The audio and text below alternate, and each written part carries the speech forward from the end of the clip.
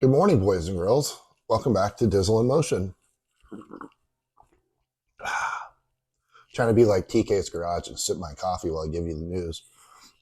Speaking of TK, I think he was right about a couple things.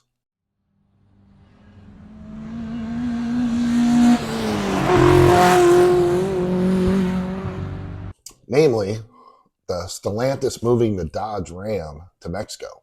Because, he's only been reporting on it for, 3 months. Check it out. So anyways, if you want more in-depth insight to the story that I'm talking about today, go ahead and check out TK's Garage. Put the link in the description. But let's face it, most of you are here because he told you to come to my channel, but never hurts to cross-promote the little fella. You know what I'm saying?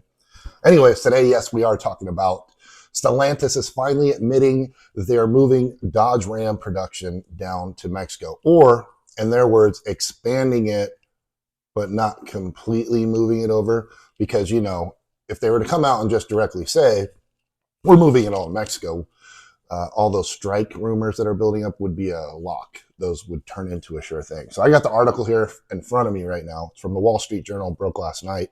And I'm not going to read it word for word for you, but let's just delve into it, shall we? Go through this a little bit. So it's reported that Stellantis has been, this is kind of crazy. The way that they first broke into this story and figured this out, besides the rumor or just watching TK's Garage, is they pulled satellite imagery. Satellite imagery. So this is like getting a North Korean nuclear weapon development. Two roughly half-kilometer, 0.31 mile long buildings have been constructed in the past several months, according to satellite imagery reviewed. Is the Pentagon doing automotive news now? Like, what the hell is going on with that? That's wild.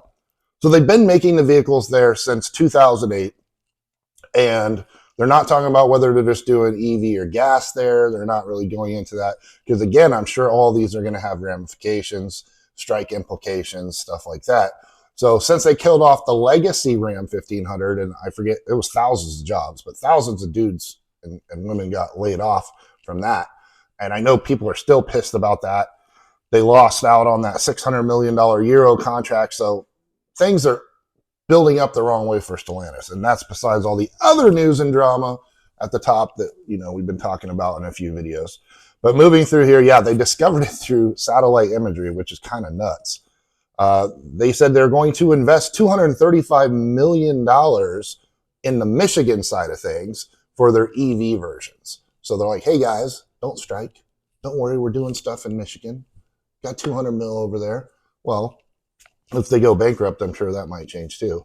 But I don't think that's going to happen, but we'll see. So they insist they're still going to be using the Michigan plant. The Mexico plans come as, according to this, as we just talked about, they are facing multiple strikes.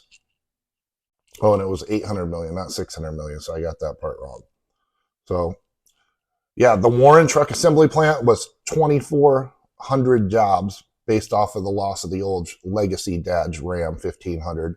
And those, as of yet, have not been resupplied. So here's what we're going to do, guys. We're going to lay off 2,000 of you from this place over here in the States. And then we're going to go ship a whole new division and expand with some new production in Mexico. But don't worry, it's not going to affect you. Don't worry about it, right? Anyways, this is kind of crazy. TK nailed this. He's got better sources than I do. I'm new to the game. I'll get there. I'll get the sources. Don't worry. But pretty big news.